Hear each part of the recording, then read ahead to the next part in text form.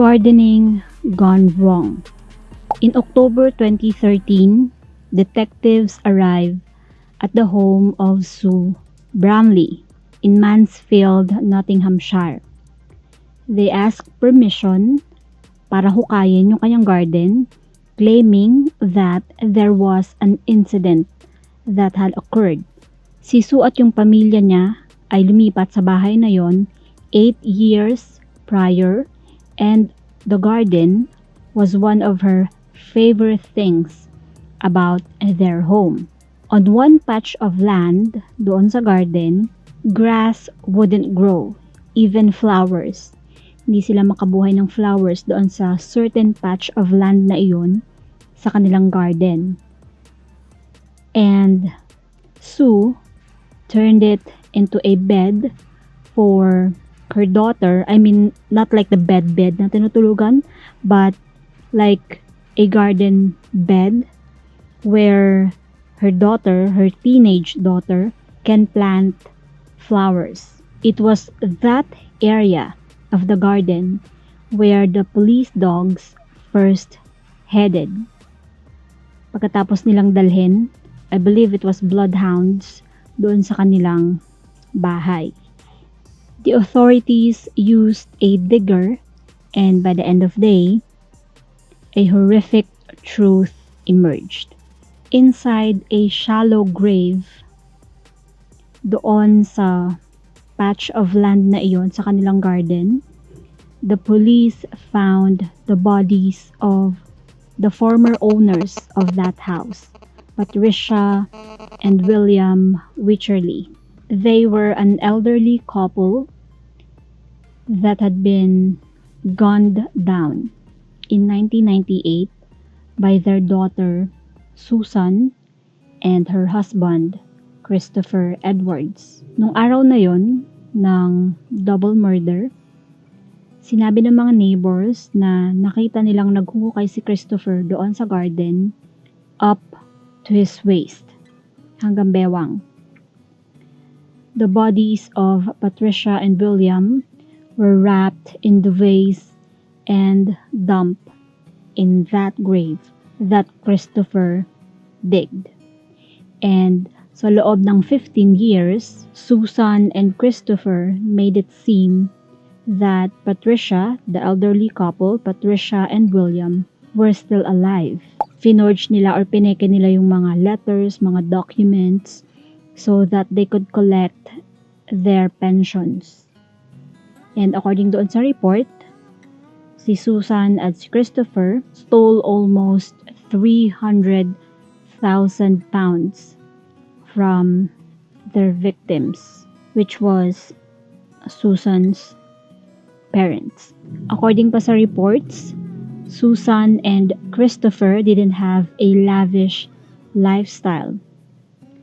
They kept their lifestyle simple, and they spent most of their money on movie memorabilia and authenticated autographs of celebrities they admired. Regularly, pumupunta si Susan at si Christopher doon sa lumang bahay to maintain the garden. But maybe also because they were concerned that someone would uncover their crimes.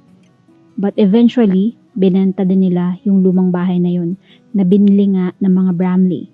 Sumuko sa mga pulis si Susan at si Christopher after fleeing to France, and nagkaroon sila ng maraming utang doon, and they were sentenced to life in prison with a minimum of 25 years served.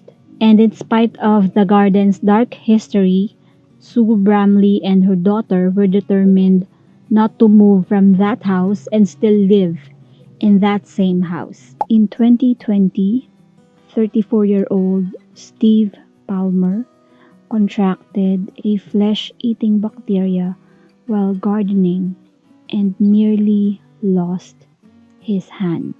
Naglilinis si Steve ng kanyang garden, which was flood damage, with the help of his wife and 2 young sons. Nagkaroon siya ng maliit na scratch sa kanyang kamay, which at first, he didn't think too much kasi sobrang small scratch nga lang. By the following morning, however, he was no longer able to move his finger. And later that day, he suffered a throbbing pains and lagnat. He contracted necrotizing fasciitis, which was a rare bacterial infection with a very high mortality rate. Etong bacteria na to, it eats away flesh and nagpo-progress siya ng mabilis. 24 hours after nung kanyang small scratch, Steve experienced what he described as the worst pain he had ever felt dahil yung flesh dun sa likod ng kanyang kamay began to rot away. Nabubulok na siya. Steve was transported for a specialist care sa Queen Elizabeth Hospital sa Birmingham, England.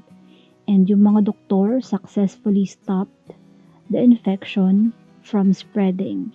Steve was in surgery for almost 5 hours and kinlear ng mga doctors yung dead tissue in an effort para ma-save yung kanyang kamay.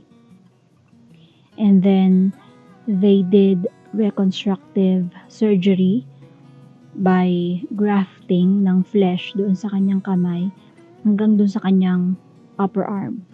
After nung kanyang surgery, Steve said that people who are gardening should wear gloves and clean every injury na nakukuha nila sa pag-garden kahit nagaano pa kaliit yung scratch na makuha nila. And thankfully, the doctors were able to save his arm or his hand. In July 2016, Teresa Edwards suffered an accident while gardening kasama yung kanyang asawa. Teresa was 59 years old and she was using a lawnmower pang tabas ng damo na thigh-high na. So medyo matataas yung mga damo sa kanyang garden.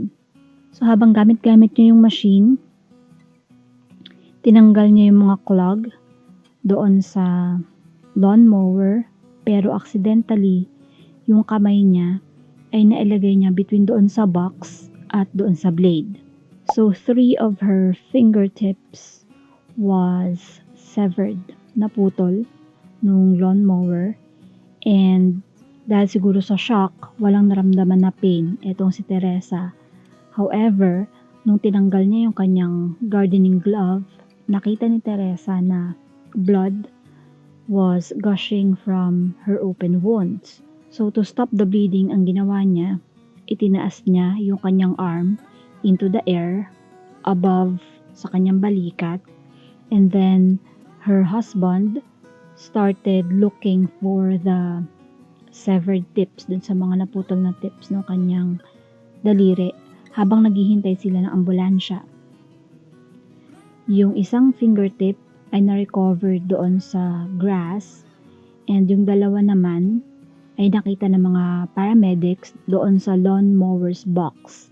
Teresa was rushed in Queen Victoria Hospital, and habang nandoon siya, she was given a choice of amputation or having her fingertips attached. Yung cuts doon sa kanyang fingertips were unclean, so ibig sabihin yung reattachment ng fingertips niya only had 50% chance of success. Siyempre may mga tissues at may mga nerves pa doon na kailangan ikabit yung mga doktor. So dahil nga unfortunately, yung pagkakahati ay hindi clean, siguro para siyang, of course, yung blade ng lawnmower is uneven. So sabi ng mga doktor, 15 hours daw yung surgery if ever. And yung recovery period ay tatagal ng 1 taon. And isa sa mga recovery procedure ay paglalagay ng leeches, mga linta, doon sa kanyang attached fingers para ma-drain yung blood and ma-regain ni Teresa yung movement doon sa kanyang mga daliri. However, yung amputation naman, yung pagputol na lang talaga, could be performed kinabukasan. Of course, may anesthesia and may shorter period ng rehab. And yung pinili ni Teresa was amputation. After ng surgery ni Teresa, after nung amputation ni Teresa, she suffered pain, of course, and then depression and anxiety because lagi niyang naaalala yung kanyang accident which changed her life.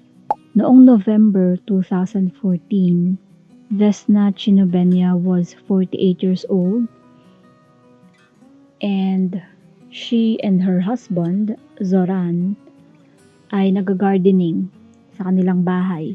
Ang sabi ng kanilang mga kapitbahay, narinig daw nila na nag-aaway tong mag-asawa. And then, narinig ng kapitbahay na sumisigaw si Vesna. Pagkatapos niya marinig yung sigaw ni Vesna, sumilip siya at nakita niya na Vesna was lying, motionless, sa ground. And si Zoran daw ay nakatayo malapit doon sa body ni Vesna.